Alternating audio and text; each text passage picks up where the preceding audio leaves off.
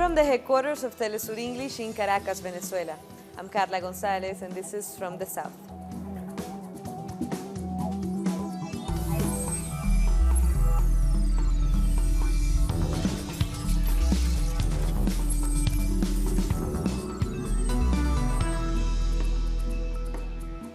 We begin in Brazil, where the Workers' Party has handed over the presidential candidacy to Fernando Haddad.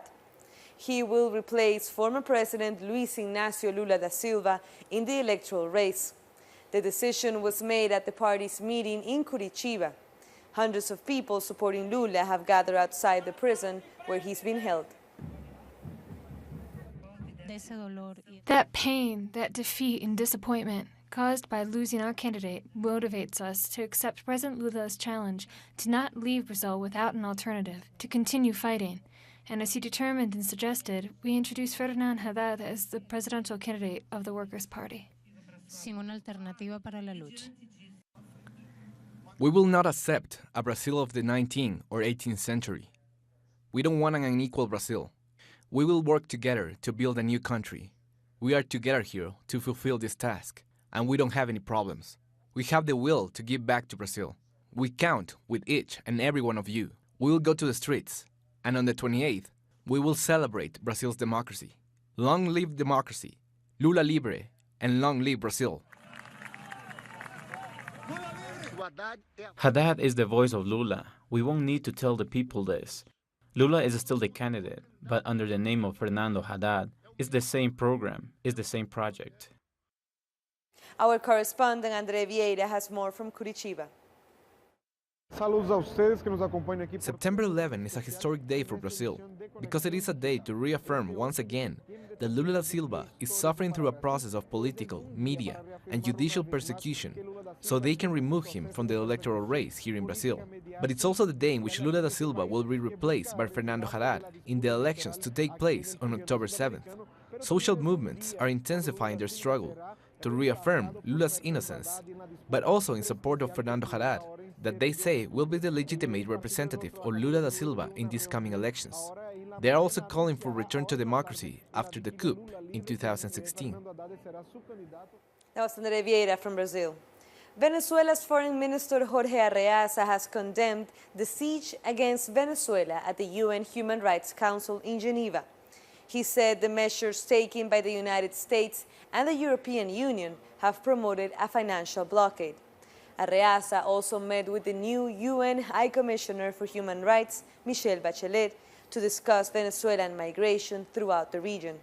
He also asked the Human Rights Council to be fair in its rulings. And late Tuesday, President Nicolas Maduro spoke at the closing of the Third Youth Congress of the United Socialist Party, the PSUV. He said that the demand for compensation for the more than 5 million Colombian citizens residing in Venezuela would be taken to international bodies by Minister Jorge Rodriguez. I have authorized the legal teams of the Republic to prepare a lawsuit against the Colombian government to demand compensation for the 5.6 million Colombians we have living in Venezuela, to pay us an indemnity in US dollars. We will take this to the international bodies, and I have put the Minister, Jorge Rodriguez, in charge of that. President Maduro also recalled Salvador Allende on the anniversary of the Chilean coup. We are commemorating 45 years since the fascist coup staged by U.S. imperialists against the constitutional elected president of Chile, the great leader Salvador Allende.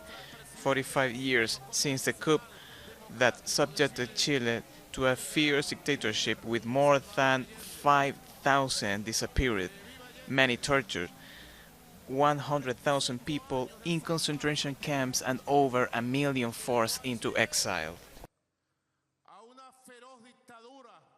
September 11th marks the 45th anniversary of the coup in Chile in 1973 that left President Salvador Allende dead and ushered in the 17-year dictatorship of General Augusto Pinochet.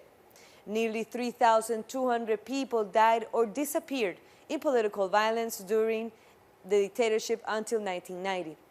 The vast majority of deaths were by Pinochet's forces and by his infamous secret police in clandestine detention centers. Another 28,000 were tortured. Every September 11, Chile awakens more silent than usual, with the feeling that no matter how much time has passed, things are still not right. Today is the anniversary of the military coup which put an end to democracy. I'm too young to give an informed opinion if the actions of that day were justified, but I believe that bombing the presidential palace is not the way to defend our nation. There were so many detained, so many disappeared and tortured. Their family members joined the crowd of mourners. I don't have a name for it. It was painful. I would be waiting to buy bread, and members of the military would attack us. There are so many more things not worth remembering. What does today signify for you? Pain. My dad was taken to the National Stadium, where so many people were killed. Was your dad one of the many disappeared? Yes, I still don't know where he is. This is why memory matters, reconstructing the events of that day over and over again. Projects like Timeless Pictures represent this idea by merging historical pictures with current image. Many initiatives are defying indifference and impunity traits, words that are becoming more frequent following the recent freeing of members of the Pinochet administration accused of murder and torture.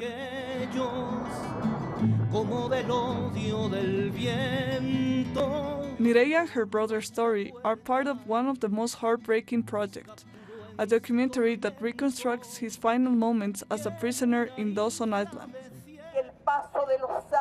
Our conviction remains strong despite the passage of time. Time will not lead to forgetting. It will only lead to the strengthening of our will for truth and justice for the victims. Another art project being held this year is the digital recreation of the faces of those who were lost so their families may see how they could have aged.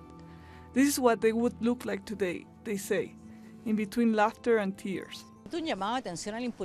We are calling out impunity. There are those who walk away free of our suffering, free of losing loved ones. That can no longer be. My brother will never come back.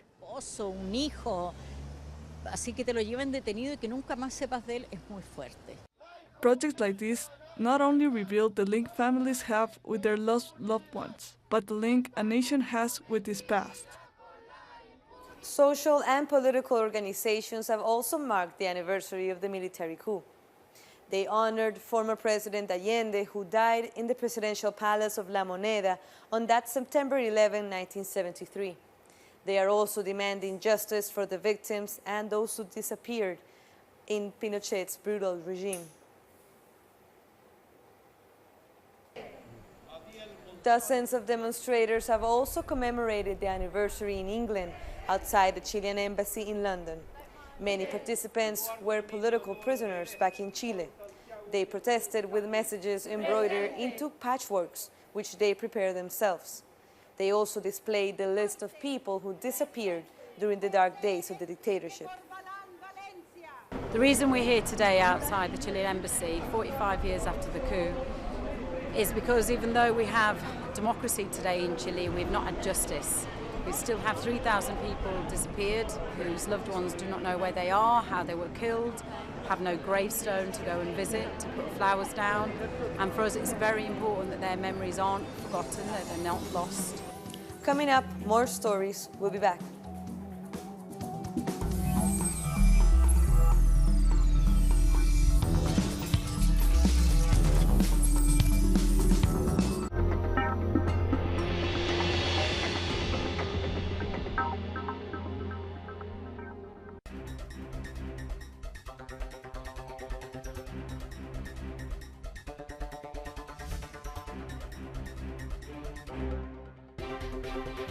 So yeah, national security is one of the most powerful notions in modern times.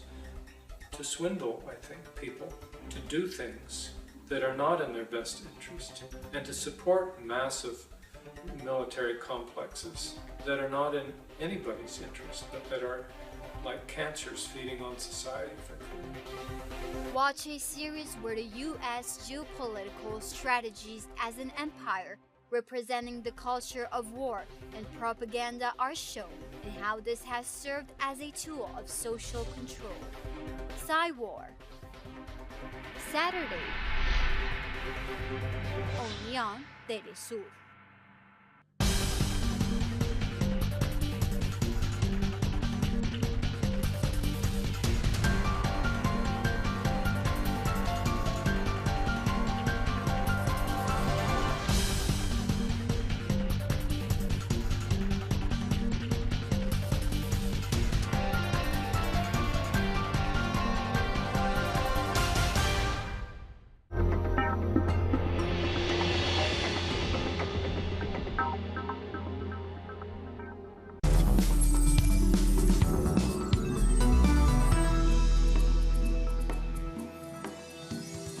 Welcome back. Fishing communities in Ecuador are the latest to be negatively affected by the government's austerity measures.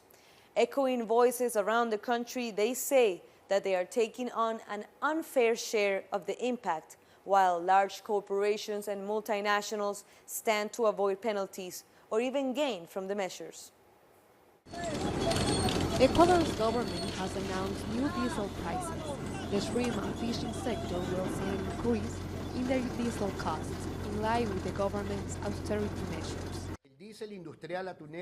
Diesel for the tuna and shrimp industry increased only 25 cents on its VAT. For other fishing industries, there will only be a 10 cents increase. Those numbers will remain the same for the next 2 years. For some analysts, the measure doesn't make sense because not everyone uses diesel. If they had really wanted to save money, they should have revised gas prices. There might be speculation, and that is what the fish and shrimp industries are worried about. That will make them lose competitiveness. Those are exporting sector in Ecuador, as a dollarized economy, must support them. I don't understand why these subsidies aren't focused on the sectors that bring dollars to the country. The government said they have spoken with the fishing sectors. However, local fishing sectors say this measure just benefits big industries and doesn't respect their work. We haven't been part of any agreement to exchange an increase in gas prices for an extension of artisanal waters of over 800 nautical miles for industrial ships to sail without problem. I make this call because they are only bringing poverty to the fishing communities and artisanal fishing. They are allowing abuse against maritime resources. In light of the recent economic measures implemented by President Lenin Moreno, several social and political sectors are calling for a demonstration on September 13.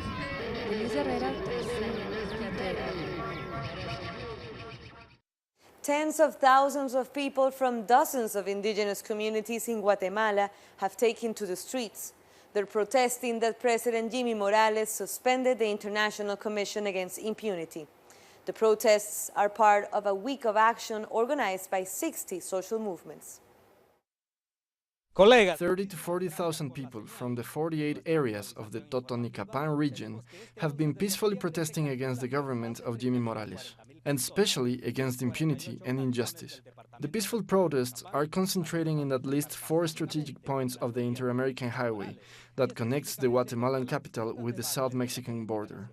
During these latest days of protest, all the different groups have included their demands and joined together in calling for the resignation of Jimmy Morales and to advocate for the continuity of the International Commission Against Impunity in Guatemala. Desde los kilómetros 170 a 187. That was Santiago Boton. Workers in Costa Rica are continuing their week of protests. Thousands of public service workers have marched in the capital, San Jose, to support the open-ended strike that began on Monday. They are angry about the government's fiscal reform plan. Workers say it will affect the most vulnerable. They also believe the new measures won't help the country's economy. They shouldn't raise the basic needs products by 1%. Because there are people in this country in extreme poverty, and the only thing it will do is to make the citizen who does not have to eat suffer more. This is a movement that continues. It is a movement of an indefinite nature, and tomorrow we will be in the streets again. A state of emergency has been declared in 2 of Honduras' southern provinces due to a drought. Families are going hungry because of the severe conditions and its effects on their farms. Those living in hard-hit areas have not been able to feed themselves, so families require emergency food. Roughly 82% of corn and bean crops have been lost. More than half of the municipalities have been badly affected. It's been almost a year since an earthquake shattered Mexico City. Our correspondent Pablo Perez tells us how they are dealing with the effects. When the earthquake alarm goes off, the response is immediate. The students at this college instantly abandon their classrooms and follow instructions to evacuate. Experts from a research institute say such training saved lives during the September 19th earthquake. That very same day, there was a drill hours earlier, which meant people were very aware of what they should do if there was an earthquake. At this forum, 19S, Mexico, 365 days after the earthquake, experts from different fields talk about the effects of the quake. For this psychologist, the constant drills do save lives, but they ignore the emotional harm that may be caused. We begin to think of it as something natural. Oh yeah, the alarm went off. And we evacuate the area with our phone in our hands, but we no longer consider it serious. It becomes an ordinary, everyday part of life, and it should not be like that. Another big impact is the visible damage caused by the earthquakes across the city. Damage it will take a lot of time to repair, and often only by the efforts of the victims themselves. From what I've seen, it'll take around 10 years. While the neighbors come to an agreement, then the expert opinion is sought and the project is developed. It's very hard. 38 buildings in the city collapsed, but many of those still standing remain a possible danger. We've listed some of the buildings as uninhabitable, but there are still people living in them because they say they don't have anywhere to go. It's a very difficult problem. According to official figures, 1 year after the earthquake, there are still 349 buildings left to demolish, of the 411 that were damaged beyond repair. 983 buildings, like this one, are classified as high risk after the September quakes. The victims, like these residents of the Tlalpan housing estate, say it seems they are still not a priority for the government. More than 1 million people have been evacuated from the east coast of the United States as Hurricane Florence approaches. The Category 4 storm is said to be the most powerful to menace the region in nearly 30 years. Authorities have warned of torrential rains and flooding across several states, not just on the coast. And many gas stations ran out of supplies, forcing some residents to stay put. Some locals are insisting on waiting in their homes. And grocery stores are running low on water and food.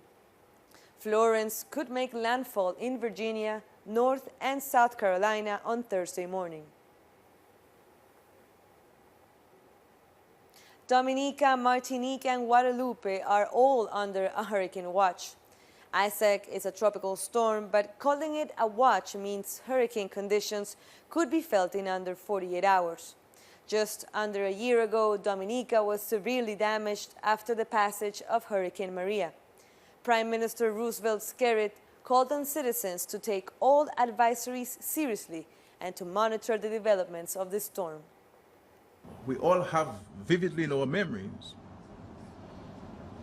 what happened to us in respect to Hurricane Maria and the speed at which it moved from a Category 3 to a Category 5, which was the quickest in history, 36 minutes. And we all suffered at the hands of Hurricane Maria. So As far as the National Emergency Planning Organization is concerned, we are taking no chances. And we're leaving no stone unturned in respect to the preparation of the state, the country, and its citizens. We'll take one last short break, but first, a look at this video from our multimedia team, and then it's back to news.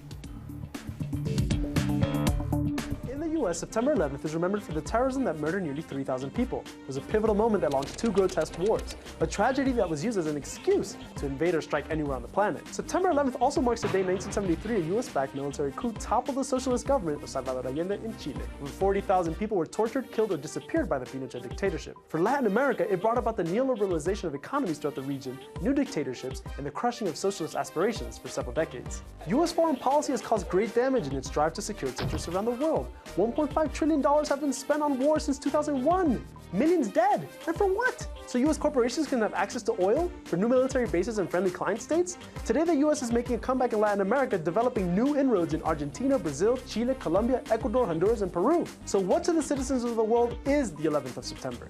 I answer, a day that should reveal to them, more than all other days in the year, the gross injustice and cruelty of the US government towards the world.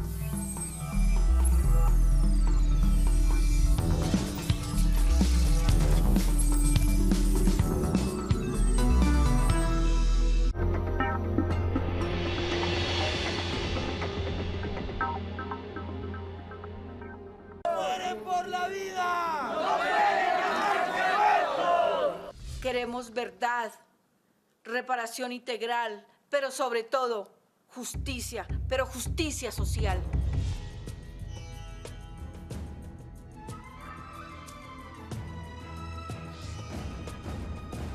How many ways there are to tell a story?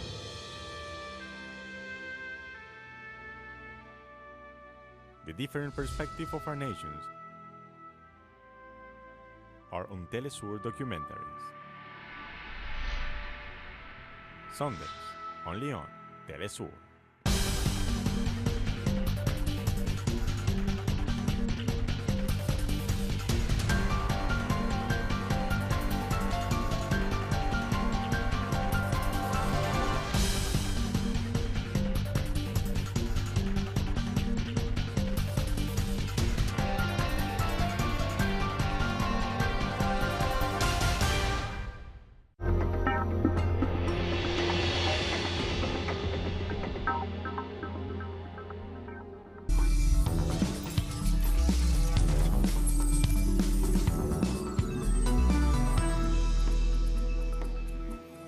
And we're back with more stories. Venezuela's Vice President Delcy Rodriguez is in China, where she's meeting with top officials to boost new collaborative projects between the two countries. She says she's optimistic about the benefits of the cooperation. This meeting was aimed at expanding cooperation, reinforcing projects, and planning new ones, according to the instructions President Maduro gave us. So this is a way for the Venezuelan people to reach welfare. Cooperation with China will benefit both peoples. Russia and China have pledged to strengthen bilateral ties and promote world peace. China's President Xi Jinping held talks with Russia's leader Vladimir Putin on Tuesday. Russia's deputy minister stressed the importance of the commitment made by both leaders at the 4th Annual Eastern Economic Forum. Now to Egypt, where an Arab League meeting in Cairo has discussed the U.S. decision to cut funding to the United Nations Agency for Palestine Refugees. Arab League Secretary General Ahmed Abul Gheit said the goal of the United States was to question the legitimacy of the agency. However, he said that the decision would not alter the energy and determination with which UNRWA serves Palestinian refugees. On August 31st, the U.S. State Department announced it would be withdrawing all funding to the agency. The Russian ambassador to the United Nations, Vasily Nebensia, has claimed to have undeniable proof of provocations to discredit the Syrian government. He was speaking at the Security Council. We ask to be heard one more time. The use of chemical weapons by Damascus has not military grounds and is harmful for the military and political point of view, and it would be an invitation to the Western trio to attack Syria, which it is threatening to the under pretext of the use of chemical weapons. However, provocations by the opponents of Damascus who count onto the military support for foreign patrons are quite possible. We have undeniable proof that such provocations are being prepared. For the first time in 20 years, Ethiopia and Eritrea have reopened their borders. It is believed that free movement across the border will boost trade between the neighbors. Thousands of people and officials from both sides gathered to celebrate the opening ceremony in Salambisa, province of Tigray in Ethiopia. The two countries began hostile relations after the 1998-2000 war over border demarcation that left over 80,000 people dead. In July, the leaders of both countries signed a peace agreement, restoring ties, and have made significant progress since then. And finally, the upcoming documentary that sheds light on the story of Scottish workers who boycotted the coup in Chile. This documentary, Nae Pasarán, meaning they shall not pass, tells the story of Bob Fulton and his colleagues. They refused to repair the Chilean Air Force jet engines arriving at their factory in Scotland in 1974, the same ones that were used to bomb La Moneda Palace. Despite risking their jobs, they led an act of international solidarity against the dictatorship of Pinochet. And with that, we come to the end of this news brief. But this and many other stories you can find on our website at telesurtv.net/English. Here you can find all our latest stories, our videos, search through countries or through topics as well. So be sure to check it out.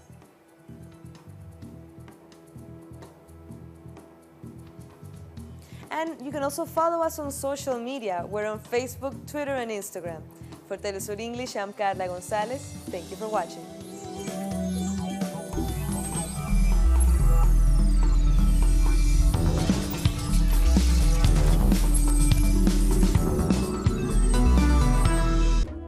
An occasion to enjoy the cultural diversity that defines our